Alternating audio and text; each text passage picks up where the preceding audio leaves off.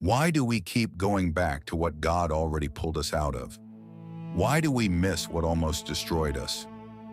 Some stories in Scripture shout, others whisper, but a few stand frozen in time.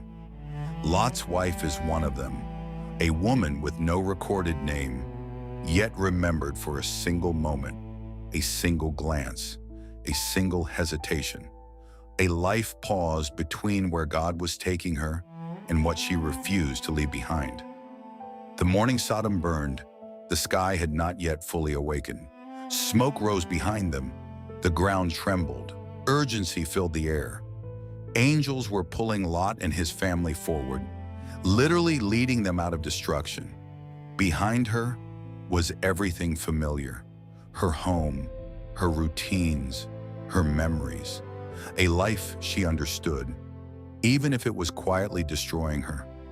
Ahead of her was uncertainty, and somewhere in between, her heart hesitated. You know this feeling, when God pulls you out of something you weren't ready to leave, a relationship, a habit, a version of yourself. When He closes a door you were still hoping would open again, when He calls you forward, but your heart is still attached to what's behind you. Lot's wife walked forward physically, but emotionally, she was still living in Sodom. This is the weight of transition. We don't just leave places, we leave identities, and the past doesn't always feel painful.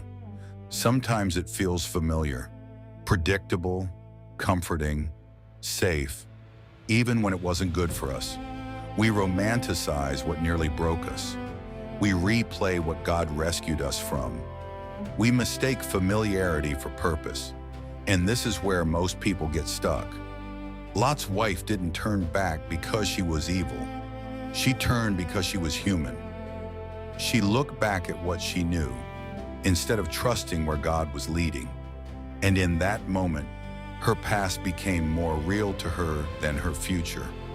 Her glance wasn't just curiosity, it was attachment. And what you're attached to will always compete with where God is taking you, because you cannot fully walk into freedom while longing for what enslaved you. And this is the part we don't like to admit. Grace was already pulling her forward.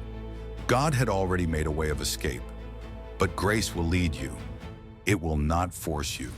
You can leave a place and still carry it in your heart. And that's where many of us are. Outwardly moving on, but inwardly looking back. She turned, and in a moment, she became a pillar of salt. Not just a judgment, but a message. Salt preserves, salt remembers, salt warns. Her life became a visible reminder of what happens when the past holds more power than God's promise. And yet, even here, there is mercy. Jesus later said, "Remember Lot's wife," not to shame her, but to save us. Because the cross is not just about forgiveness. It's about transformation. It's about leaving the old life behind, completely, fully, finally.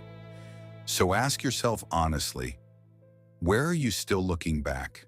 A relationship, a version of yourself, a wound, a comfort God is calling you out of? Because you cannot heal while holding on to what hurt you. You cannot move forward while facing backward. Lot's wife's story is not just a warning, it's an invitation to trust God forward, to release the past, to walk fully into what He's building next. Because the same God who called her out of Sodom is calling you forward too. This is Hidden Voices in the Bible. This is still Road to the Cross, where every story, even yours, leads to Him.